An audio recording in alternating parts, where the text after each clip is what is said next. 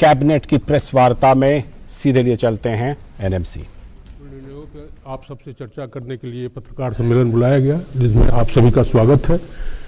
इस पर चर्चा करने के लिए हमारे बीच माननीय सूचना प्रसारण, युवा मामलों और खेल के मंत्री श्री अनुराग सिंह ठाकुर जी हैं और साथ में माननीय सूचना प्रसारण राज्य मंत्री श्री डॉक्टर एल मुरुगन जी हैं।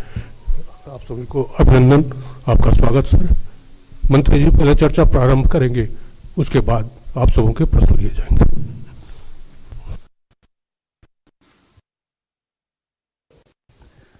माननीय प्रधानमंत्री श्री नरेंद्र मोदी जी की अध्यक्षता में आज कैबिनेट की बैठक हुई, जिसमें कुछ निर्णय लिए गए हैं। पहला निर्णय, रेल विभाग के 11,27,000 कर्मचारियों को हर वर्ष दशहरा पूजा के अवसर पर प्रोडक्टिविटी लिंक्ड बोनस दिया जाता है और इस बार 11,27,000 एम्प्लॉयज़ को 1,832 करोड़ रुपए का ये इंसेंटिव दिया जाएगा, बोनस दिया जाएगा, जो 78 दिन का बोनस होगा और 17,951 रुपये जो है ये मैक्सिमम की लिमिट रहेगी, जो 78 दिन के लिए है। एलिजिबिलिटी जो है इसमें track maintainers, drivers, guard, station master, supervisor, technician, technical helper, controller, pointsman और ग्रुप सी के स्टाफ, ये सब लोग उसमें रहते हैं। 1,832 करोड़ का लाभ ये प्रोडक्टिविटी लिंक बोनस रेल कर्मचारियों को दिया गया है। दूसरा निर्णय, आपने देखा दुनिया भर में एलपीजी के दाम बहुत बढ़ गए हैं। कुल मिला के देखा जाए लगभग 300% दाम दुनिया के कई देशों में एलपीजी के बढ़े हैं। जहां एक और भारत सरकार ने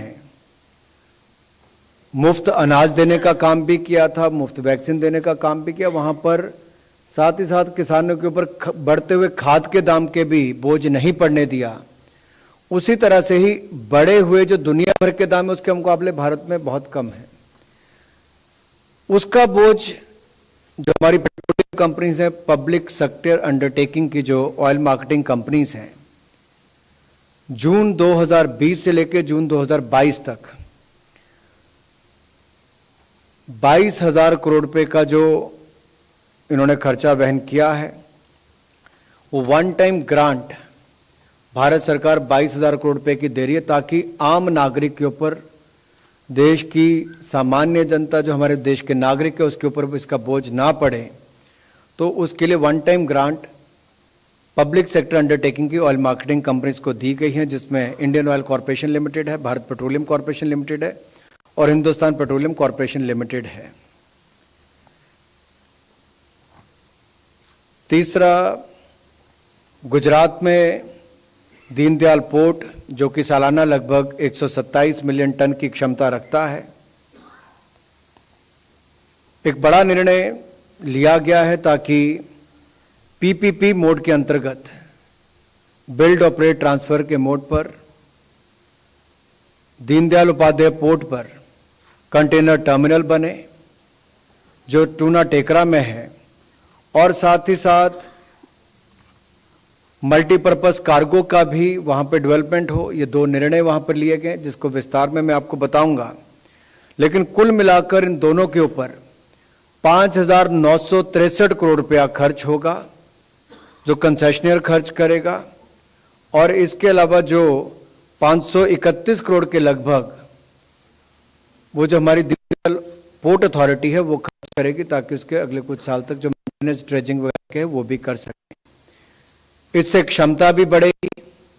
जम्मू प्रदेश, उत्तर प्रदेश से लेकर गुजरात तक व्यापार करने के लिए भी इस पूरी मार्केट को भी इससे जोड़ा जाएगा और एक्सपोर्ट और इंपोर्ट के भी बहुत काम आएगी। इसको मैं विस्तार में आपको बाद में बताता हूं। इसके अलावा multiple state cooperative societies amendment bill 2022, इसमें भी संशोधन किए गए हैं ताकि इसमें और पारदर्शिता बढ़ सके, जवाबदेही तय हो। और आपने देखा होगा कि ये जो मल्टी स्टेट कोऑपरेटिव सोसाइटीज हैं, इनके बहुत सारे कुप्रबंधन के मामले कई क्षेत्रों में आते थे, चाहे वित्तीय गबन हो या सोसाइटी के चुनाव की बात हो, उसमें विलंब की बात हो।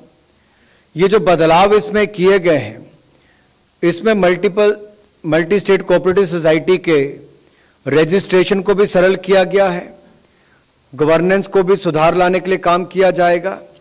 और यही नहीं, जिस तरह से भारत सरकार ट्रांसपेरेंसी और अकाउंटेबिलिटी के लिए जानी जाती है, पारदर्शिता और जवाबदेही के लिए और ईज ऑफ डूइंग बिजनेस के लिए लगातार मोदी सरकार काम करती है, कोऑपरेटिव मंत्रालय का गठन भी उसी दृष्टि से किया गया था कि नीचे रोजगार स्वरोजगार के साथ साथ कोऑपरेटिव मूवमेंट को और बल दिया जा सके। चाहे जेम के साथ जोड़ने की बाकी बातें भी पहले हुई हैं, उस दिशा में एक बड़ा कदम ये अमेंडमेंट बिल लाने का है। इसको मैं इसके बाद थोड़ा विस्तार में आपको बताऊंगा, कैसे चुनावी सुधार होगा, कैसे बोर्ड की कंपोजिशन होगी, SC ST से लेके महिलाओं का उस पर उनको नॉमिनेशन होगा उसके ऊपर, और निगरानी के साथ साथ वहां पर धन की व्यवस्था भी और ट्रांसपेरेंसी लाने के लिए क्या क्या किया जाएगा। एक और निर्णय जो prime minister development initiative for north eastern region है, PM डिवाइन, जिसकी घोषणा बजट सत्र में, बजट के समय 2022-23 में वित्त मंत्री जी ने की थी। PM डिवाइन योजना को भी मंजूरी आज केंद्रीय मंत्रिमंडल ने दी है प्रधानमंत्री मोदी जी के नेतृत्व में, और ये 100% केंद्रीय वित्त पोषण के साथ साथ एक सेंट्रल सेक्टर स्कीम है। इसके लिए 6,600 करोड़ रुपया 25-26 तक 15वें वित्त आयोग की अवधि के शेष तक इसको मंजूरी दी गई, जो 4 साल की अवधि है। PM डिवाइन के जो मूल उद्देश्य हैं वो PM गति शक्ति की भावना के अनुरूप इंफ्रास्ट्रक्चर फंड करना, पूर्वोत्तर की जरूरतों के आधार पर सामाजिक विकास परियोजनाओं का समर्थन करना, युवाओं और महिलाओं के लिए आजीविकाओं की गतिविधियों को सक्षम करना, और विभिन्न क्षेत्रों में डेवलपमेंट गैप्स को भरने का काम भी करेंगे। इसकी 500 करोड़ तक की लिमिट रहेगी। सोशल डेवलपमेंट के काम आएगा, लाइवलीहुड के काम आएगा, और हम पूर्व की सरकारों की तरह नहीं, हम एक्ट ईस्ट पॉलिसी के अंतर्गत काम करते हैं। चाहे आपने पहले आधारभूत ढांचा देखा हो या अब PM डिवाइन योजना हो, यह भी उसी दिशा में काम कर रही है। मैं एक एक करके आपको कुछ विषयों पर वापस लाना चाहूंगा। 2 टर्मिनल्स की गुजरात के जो कच्छ रीजन है, कांडला पोर्ट पर, और यहां पर ये लगभग देश के जो पहले 12 पोर्ट्स आते हैं उनमें से एक है। दीनदयाल पोर्ट की जो कैपेसिटी है कार्गो हैंडलिंग की, वो लगभग 300 मीट्रिक टन पर एनम। और ये जो 2 नए टर्मिनल्स की मैं बात कर रहा हूं, इसमें एक मल्टीपर्पज कार्गो होगा, ये टूना टेकरा में है, जिसमें 2,250 करोड़ रुपया खर्च होगा, जिसमें से 1,719 करोड़ रुपया कंसेशनियर खर्च करेगा, जो कार्गो बर्थ बनाने के लिए turning circle, approach channel, dredging कार्य सब इसमें शामिल होंगे। और इसके अलावा जो दीनदयाल पोर्ट अथॉरिटी है वो 531 करोड़ रुपया कॉमन यूजर एक्सचेंज चैनल के रूप में कैपिटल जो ड्रेजिंग है और कॉमन यूजर रोड के निर्माण के लिए खर्च करेगी। इसका लाभ ये होगा कि हमारे बड़े शिप्स आने की इसकी क्षमता भी बनेगी। शुरुआत में जैसे 15 मीटर ड्राफ्ट वेसल्स, ये 1 लाख डेडवेट टनेज को लेकर, और भविष्य में इसको कंसेशनियर जो उसको ये भी अप्रूवल है कि 18 मीटर तक का ड्राफ्ट ये बना सकते हैं, जिसकी गहराई 18 मीटर की होगी, जिसके कारण बड़े वेसल्स यहां पर आ सकें। और ये कच्छ रीजन में ना केवल गुजरात के लिए बल्कि जम्मू कश्मीर, मध्य प्रदेश, उत्तर प्रदेश से लेकर हमारे राजस्थान तक को भी इसका लाभ मिलेगा। 2000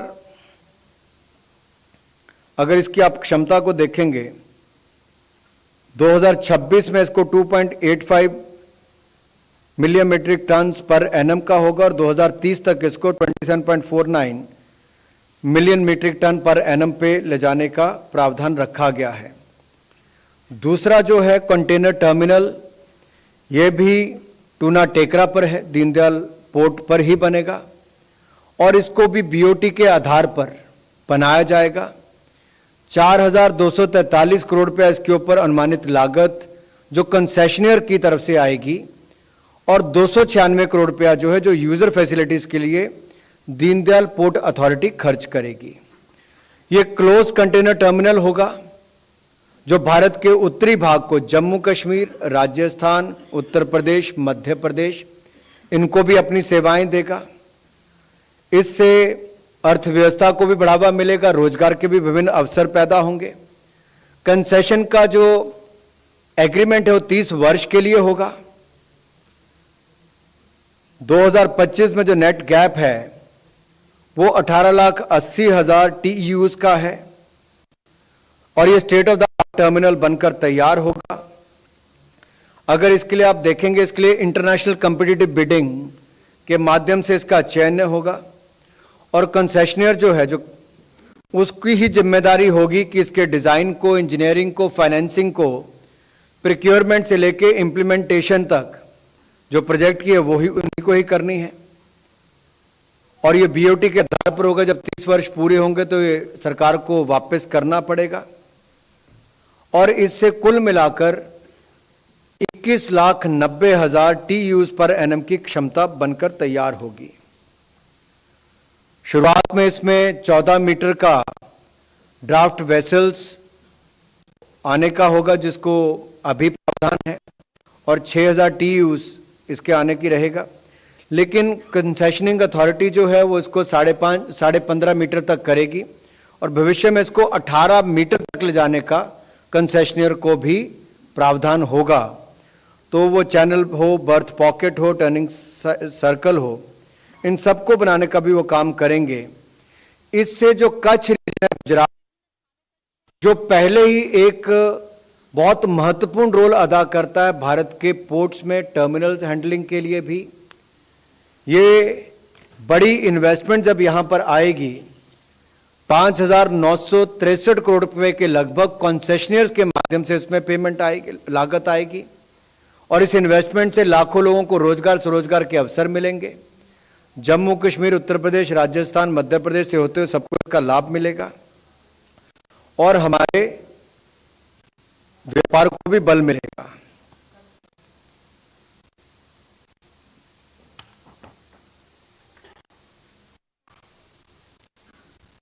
multi state cooperative societies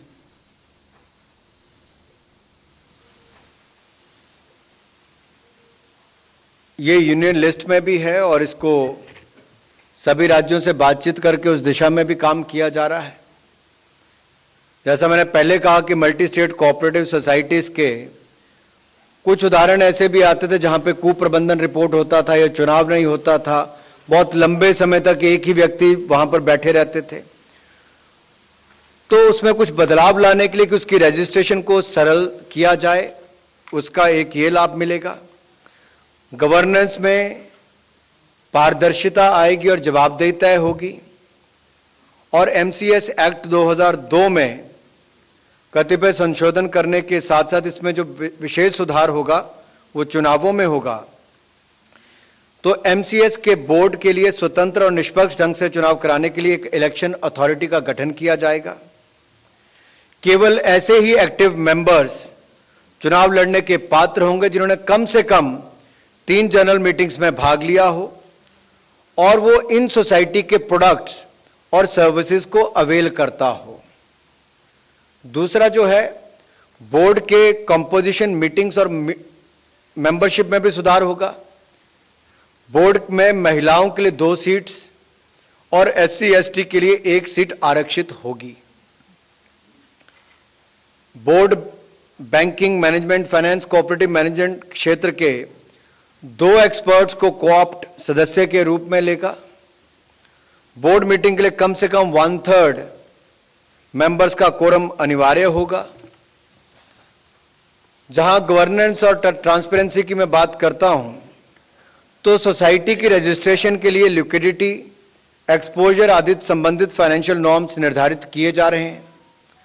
500 crore रुपए से अधिक डिपॉजिट वाले मल्टी स्टेट कोऑपरेटिव बैंक या मल्टी स्टेट क्रेडिट सोसाइटी तथा 500 करोड़ से अधिक वार्षिक टर्नओवर वाली मल्टी स्टेट कोऑपरेटिव सोसाइटी का ऑडिट अब सेंट्रल रजिस्ट्रार के पैनल से लिए गए ऑडिटर के द्वारा ही किया जाएगा। एक बड़ा कदम है ज्यादा पारदर्शिता और ऑडिट को भी सुनिश्चित करने के लिए। और एमसीएस, सीएस, एमएससीएस के मेंबर्स की ग्रीवियांस को एड्रेस करने के लिए कोऑपरेटिव्स ओम्बुड्समैन अपॉइंट किया जाएगा। इन जो हमारी मल्टी स्टेट कोऑपरेटिव सोसाइटीज हैं, इन्हीं में ही ये कोऑपरेटिव ओम्बुड्समैन को अपॉइंट किया जाएगा। मेंबर्स को समय पर आवश्यक इंफॉर्मेशन मिल सके, इसके लिए इंफॉर्मेशन ऑफिसर्स की नियुक्ति की जाएगी। सहकारिता के क्षेत्र में धन की व्यवस्था के लिए पिछले 3 वर्षों में लगातार प्रॉफिट कमाने वाली मल्टी स्टेट कोऑपरेटिव सोसाइटीज को अपने नेट प्रॉफिट का 1% या 1 करोड़ रुपए जो भी कम हो, एक rehabilitation, reconstruction and development fund में योगदान देना होगा, जिसका उपयोग जो सिख एमएससीएस हैं के रिवाइवल के लिए किया जाएगा। जहां तक निगरानी व्यवस्था में सुदृढ़ करने की बात हो, इसमें मिस रिप्रेजेंटेशन या फ्रॉड से बनी मल्टी स्टेट कोऑपरेटिव सोसाइटीज को वाइंड अप किया जा सकेगा। जहां धोखाधड़ी अथवा पैसे का गबन हुआ हो या चुनाव संभव ना हो सके हो, वहां केंद्र सरकार बोर्ड को सस्पेंड कर सकेगी। इन सब कदमों से ईज ऑफ डूइंग बिजनेस को लाभ भी मिलेगा। जहां पर आप एप्लीकेशंस हो, यानी कि सुगमता लाने के लिए applications, returns, reports, statement of accounts आदि को ऑनलाइन फाइल करने की व्यवस्था होगी। और ये मल्टी स्टेट कोऑपरेटिव सोसाइटी के रजिस्ट्रेशन की एप्लीकेशन प्रक्रिया ऑनलाइन की जा सकेगी और इसका डिस्पोजल भी 3 माह में किया जाना अनिवार्य होगा। यह भी निर्णय लिया गया है कि ये जो मल्टी स्टेट कोऑपरेटिव सोसाइटीज हैं, इनमें केंद्र सरकार की शेयर होल्डिंग को सरकार की अनुमति के बिना नहीं बेचा जा सकता। Multi state cooperative society banking कार्य में संलग्न है, उनकी बैंकिंग एक्टिविटीज का रेगुलेशन बैंकिंग रेगुलेशन एक्ट के अंतर्गत होगा। इससे जो डिपॉजिटर्स हैं उनके पैसा भी सुरक्षित होगा और बैंकिंग रेगुलेशन एक्ट आने के बाद जो बाकी लाभ बाकी बैंकों को मिलते हैं, इनको भी मिल पाएंगे। सो इन संशोधनों से नागरिकों द्वारा सुगमता से मल्टी स्टेट कोऑपरेटिव सोसाइटी का गठन किया जा सकेगा और जो बाकी लाभ भी उनमें पारदर्शिता भी आएगी।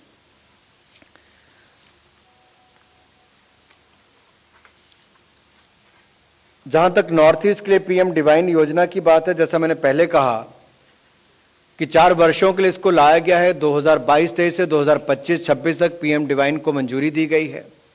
6,600 करोड़ रुपए इसके लिए मंजूर किया गया है। विभिन्न सेक्टर्स में डेवलपमेंट गैप्स को जो है पूरा करने के लिए ये लाभदायक सिद्ध होगी। युवाओं और महिलाओं के लिए लाइवलीहुड संबंधी योजनाओं को इंप्लीमेंट कर सकेगी और इंफ्रास्ट्रक्चर प्रोजेक्ट्स में पीएम गति शक्ति के कॉन्सेप्ट के अनुसार ही और कन्वर्जेंस पर आधारित होंगे और नॉर्थ ईस्टर्न रीजन में विकास भी हो, युवाओं और महिलाओं के लिए रोजगार स्वरोजगार के अवसर भी उत्पन्न हो, उसमें भी फायदा मिलेगा और ये 100% सेंट्रली फंडेड स्कीम होगी। धन्यवाद। 63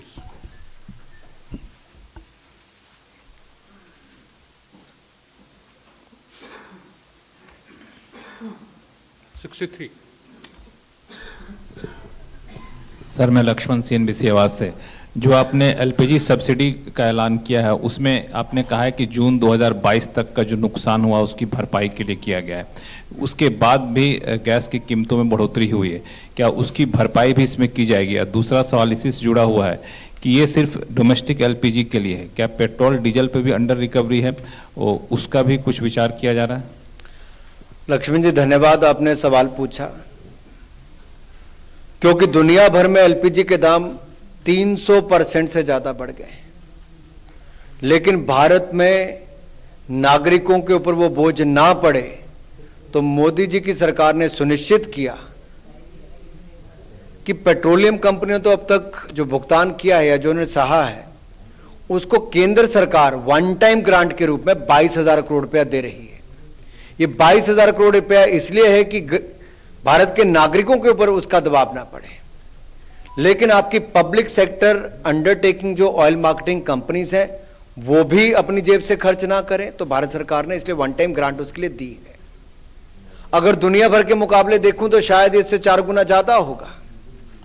यानी कि सीधा तौर पे अगर दुनिया के दामों से मुकाबला किया जाता तो 88,000 करोड़ से ज्यादा का बोझ पड़ चुका होता।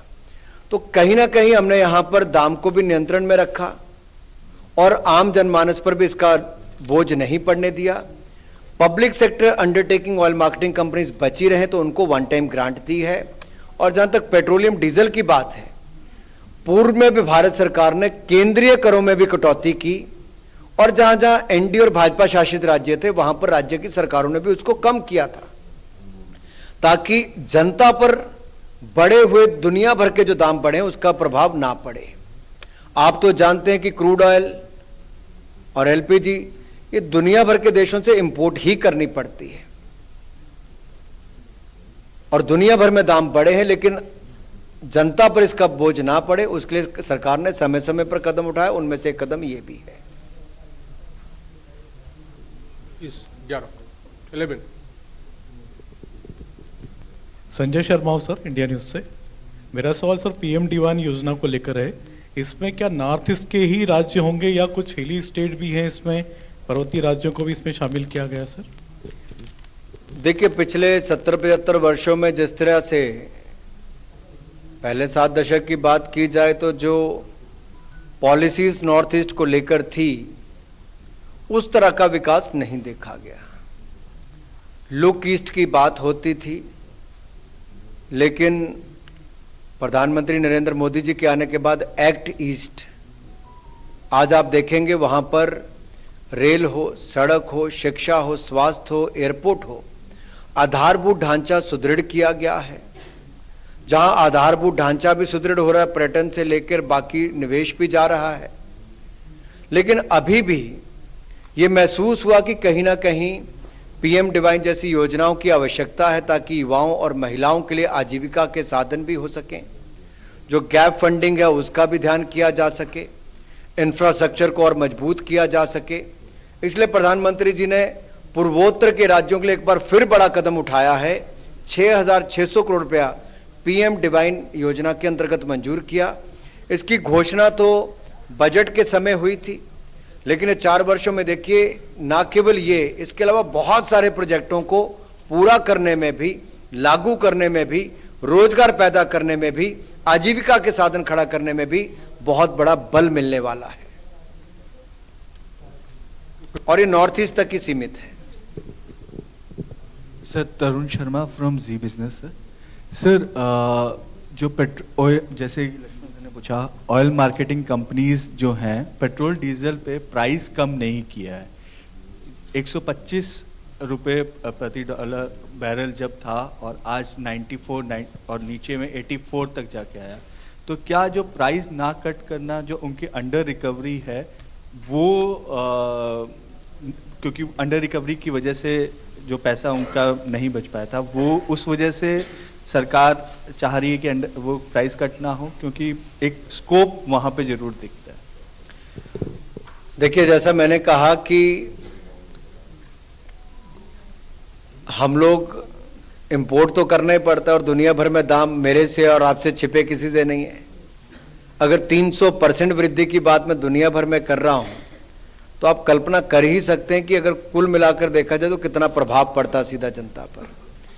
कहीं ना कहीं जो हम लोग सब्सिडी वाला पार्ट है या जो दबाव इनके ऊपर ऑयल मार्केटिंग कंपनीज के ऊपर आया, जो दाम दुनिया भर में बढ़े, उसको रिकवर करने के लिए हमने वन टाइम ग्रांट दी ताकि इनके ऊपर बोझ उसका ना आए। जनता के ऊपर तो बचाए ही बचाए, लेकिन ऑयल मार्केटिंग कंपनीज के भी 22,000 करोड़ रुपया बहुत बड़ी अमाउंट होती है। उनकी बैलेंस शीट भी खराब ना, उनके वर्किंग पर भी, काम करने पर भी प्रभाव ना पड़े। लेकिन कुल मिलाकर जनता को अपनी सेवाएं भी देते रहें, उसमें बाधित ना हो, उनके ऊपर भी दाम ना ज्यादा पड़े, उसके लिए भी कदम उठाए गए हैं। 15. Hi, sir. Sapna here from CNBC TV 18. You mentioned, sir, that the amendments to the multi-state cooperative societies, all of that, and the regulation to be brought under the Banking Regulation Act. Isn't it already under the BRA, sir? Just wanted to understand that. Or is it a new thing that we're talking about? So extend regulation कौन कर रहे हैं? जहां तक मैं समझता हूं extend किया बैंकिंग रेगुलेशन एक्ट के अंतर्गत लाने के लिए, क्योंकि अगर आपने पहले भी देखा होगा एक राज्य के बैंक के कारण बहुत हल्ला बहुत लंबे समय तक हुआ, केवल 50,000 रुपया ही किसी बैंक के फेल होने तक मिलता था। ये मोदी जी की सरकार ने ही इसमें बदलाव करके इसको 5 लाख तक लेकर गए, और जो बैंक फेल हुआ उसके ऐसे लाखों खाता धारक थे जिनको पहले पैसा नहीं मिला था, तो जिसको केवल 50,000 मिलना था उसको 5 लाख रुपए तक मिलता है। हमारी सरकार ने बदलाव किया। अब पारदर्शिता मल्टी स्टेट कोऑपरेटिव सोसाइटीज की जो बैंकिंग भी उसमें है, क्रेडिट सोसाइटीज हैं, बैंकिंग में आती हैं, तो उनमें एक तो वर्किंग में फर्क आएगा, पारदर्शिता आएगी। दूसरा, बैंकिंग रेगुलेशन एक्ट के अंतर्गत जिस तरह से बैंक काम करते हैं इनको भी उसका लाभ मिलेगा। नहीं तो बहुत सारी सोसाइटीज में देखा जाता है कि कुछ ऐसे लोगों को लोन दे दिए जाते हैं जहां से रिकवरी बाद में होती नहीं। तो इसमें किसको होगा? अगर आपको व्यापार करना है तो क्या आप उसके परिजन तो नहीं है? अगर आप परिजन है तो उस पर वो भी बाधित हो जाएगा कहीं ना कहीं। तो ऐसे बहुत सारे निर्णय अगर आप इसके विस्तार में जाएंगे, मान लीजिए मैं एक सोसाइटी का सदस्य हूं और मेरे कोई रिलेटिव है और वही उसके साथ व्यापार करना चाहते हैं, तो मिली भगत भी हो सकती है, उसमें पारदर्शिता आए। कोई लोन लेना चाहते तो उसमें पारदर्शिता आए। तो कहीं ना कहीं रिलेटिव की जो एक डेफिनेशन बाकी जगह लागू होती है वही यहां पर भी लागू होगी, ताकि वो पारदर्शिता पूरे कामकाज में आ सके। और कहीं ना कहीं बैंकिंग रेगुलेशन एक्ट के यहां पर लागू होने से उसका बड़ा लाभ मिलने वाला है। सर, आप इसको विंटर सत्र में लेके आएंगे या may be later on amendments? हमारा तो प्रयास है जितनी जल्द से जल्द हो तो विंटर सेशन में ही आए। सर, और एक लास्ट सवाल सर, ऑन पेट्रोल डीजल आपसे काफी लोग पूछ चुके हैं, बट डू वी अंडरस्टैंड जो अभी सिचुएशन बनी हुई है, अभी भी अंडर रिकवरीज हैं डीजल पे फॉर एग्जांपल, तो in terms of softer petrol and diesel prices शायद उसमें अभी टाइम लगेगा फॉर द कॉमन कंज्यूमर? आप इसको अभी स्टेटस दुनिया के एक हिस्से में जो हो रहा है उसका प्रभाव दुनिया भर की अर्थव्यवस्था पर है, चाहे वो सप्लाई चेन के साथ है या नेचुरल रिसोर्सेज के ऊपर हो। एक बड़ा प्रभाव देखने को मिला है, केवल भारत नहीं दुनिया भर में इसका प्रभाव देखने को मिल रहा है। लेकिन उसके बावजूद जैसा मैंने पहले कहा, किसान भाई और बहनों पर बढ़ते हुए खाद के दामों का भी 1 रुपए का प्रभाव नहीं पड़ने दिया। कई गुना ज्यादा दाम बढ़ गए खाद के दुनिया भर में, तब भी किसानों के ऊपर भारत में नहीं पड़ने दिया। ये नरेंद्र मोदी जी की सरकार ने किया। दुनिया भर में तेल की कीमतें बढ़ी, क्रूड ऑयल की बढ़ी, हमने केंद्र सरकार के करों में भी कटौती की ताकि आम नागरिक पर उसका प्रभाव ना पड़े। एलपीजी के दाम भी दुनिया भर में 300% बढ़े, आम जनता पर उसका ज्यादा प्रभाव ना पड़े, तब भी हमने यहां पर वो सारे कदम उठाए। ये प्रयास है एक ओर से। दूसरी ओर से प्रधानमंत्री अन्न योजना जो थी उसके अंतर्गत भी 28 महीने तक 80 करोड़ लोगों को अनाज देने का काम किया, तो मोदी जी की सरकार ने किया। हर वो कदम उठाया जहां पर देश के जरूरतमंदों के साथ, गरीबों के साथ, पिछड़ों के साथ, सबके साथ सरकार खड़ी है, और कोविड-19 के समय खड़ी थी, आज भी खड़ी है।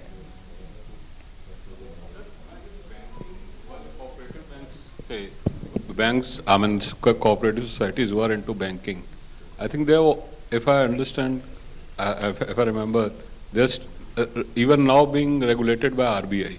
Now you mentioned that they'll be brought under Banking Regulation Act. So what would be the change that will be happening? जो बैंकिंग रेगुलेशन एक्ट के नियम है उसके ऊपर सारे लागू होंगे। सर, रेगुलेशन ऑलरेडी आरबीआई के पास जा चुका है उनका, तो बेसिकली समझना था कि what would change for them?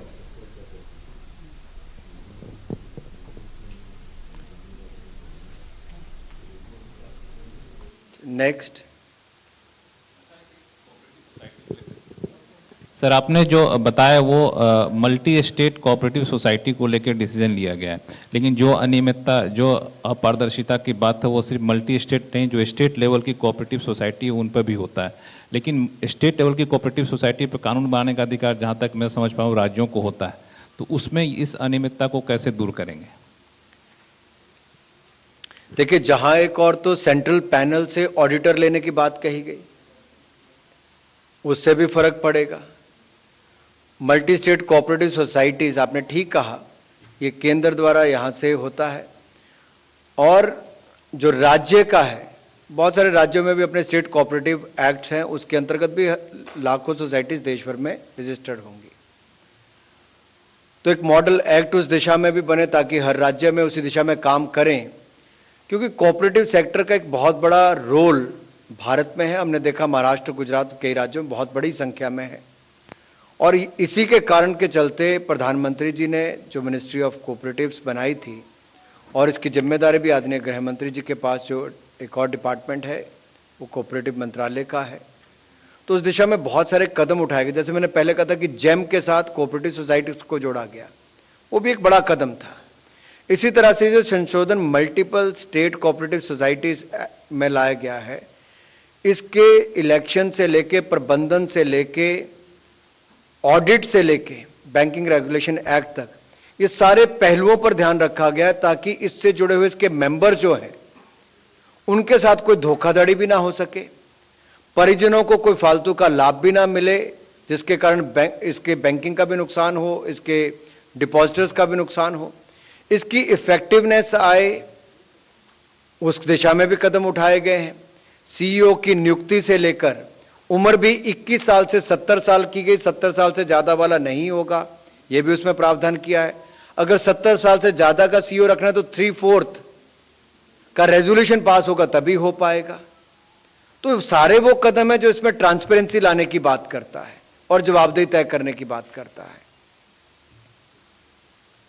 और ये एक ऐसा मॉडल होगा जिसे मुझे लगता है बाकी देश भर के राज्य भी भविष्य में इस दिशा में चलेंगे, क्योंकि हर राज्य की सरकार को अपने वहां के नागरिकों का, उनको भी उतना ही ध्यान है, और इस समय की मांग थी, इसलिए इसमें बदलाव किया गया है।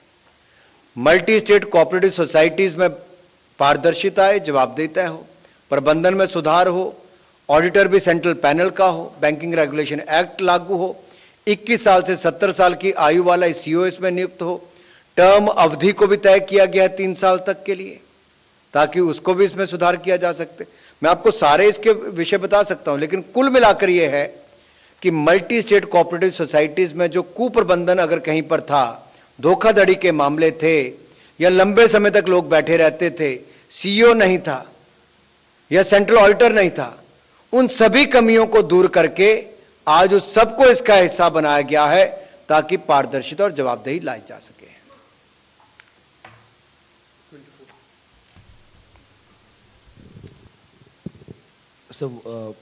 प्रकाश प्रदर्शन हो, ईटी नाउ स्वदेश है।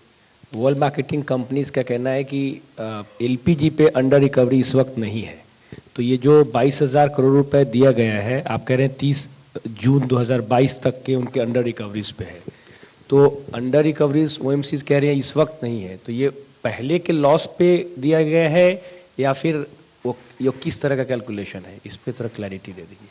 ये जो 2 साल के पीरियड का लॉस है, जून 2020 से लेकर जून 2022 तक का, उसके लिए दिया गया 2 साल के पीरियड के लिए।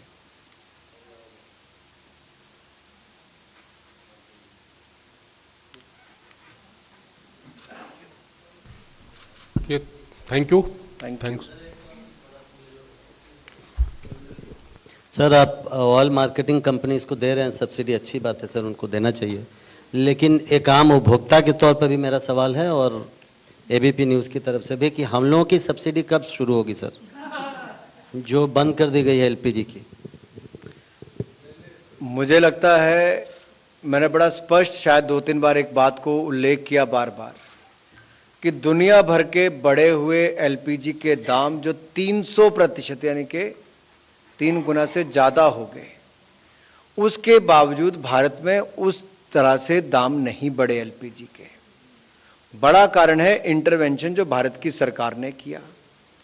अब पब्लिक सेक्टर अंडरटेकिंग की जो ऑयल मार्केटिंग कंपनीज है, जिनके ऊपर ये वित्तीय बोझ पड़ा, क्योंकि आम नागरिक के ऊपर हमने बोझ नहीं पड़ने दिया, उनके ऊपर दाम नहीं बढ़ने दिए, तो 22,000 करोड़ की मदद ये इसीलिए की गई है। दिखती पब्लिक सेक्टर अंडरटेकिंग की ऑयल मार्केटिंग कंपनीज की है, लेकिन सीधे तौर पर ना सही लेकिन अप्रत्यक्ष तौर पर ये देश की जनता की मदद, एलपीजी के दाम ना बढ़ें, उनको ठीक दाम पे मिलते रहे, इसीलिए केंद्र सरकार ने, मोदी सरकार ने की है। और अंतर्राष्ट्रीय स्तर पे घटेंगे तो यहां पे भी उसका प्रभाव देखने को मिलेगा, फिलहाल बढ़ेंगे नहीं। धन्यवाद। आप सब आए पत्रकार वार्ता में। सीधा प्रसारण आप देख रहे थे कैबिनेट की ब्रीफिंग का। केंद्रीय मंत्री अनुराग सिंह ठाकुर कैबिनेट के फैसले, बड़े फैसलों के बारे में